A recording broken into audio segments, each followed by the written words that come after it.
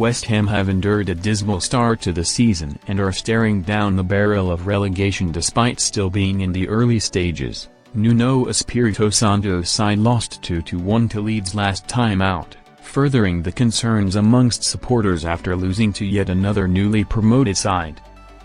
The Hammers have now plummeted to 19th in the league table, with just one win from 9 games, and are already at risk of being cut adrift in the bottom 3.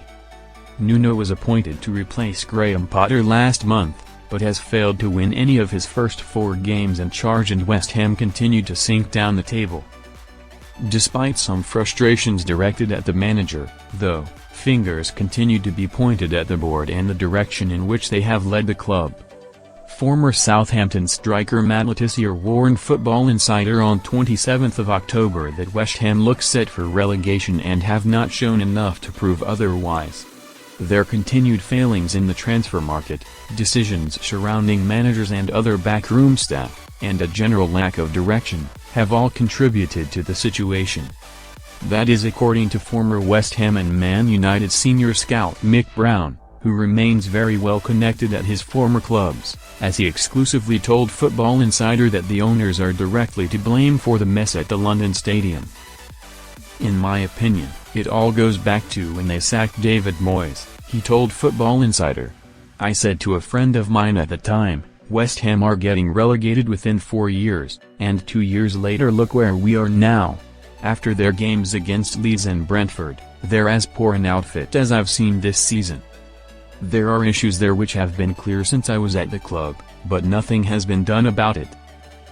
The midfielders never put challenges in, the centre-backs are always likely to make mistakes, they don't know what their best fullback combination is, and they don't have a reliable striker. They rely far too much on Jared Bowen, but there's only so much he can do by himself. But I have to say, every issue West Ham have at the moment goes back to decisions made by the board, both recently and over the last few years.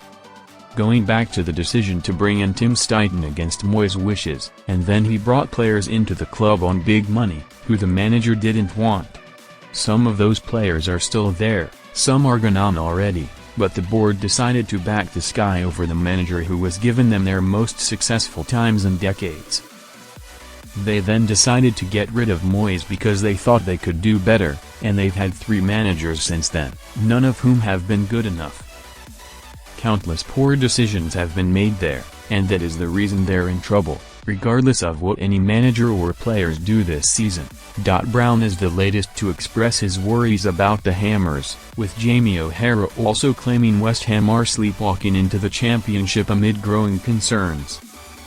Brown told Football Insider on 23rd of September that West Ham's board were at fault for Potter's failings after undermining him and going behind his back. Meanwhile, he warned that Nuno won't last long at West Ham given his history of clashing with owners and the reasons behind his exit from Nottingham Forest. This comes amid a backdrop of West Ham fans protesting against the board, as the supporters are making their concerns clear surrounding the club's direction. Questionable decisions were made throughout Moyes' spell at the London Stadium, but became more apparent alongside the dismal results under Julen Lopetegui and Potter. Now, despite no being tasked with turning around their fortunes, there is a feeling that relegation is inevitable as a result of the decisions made from the top.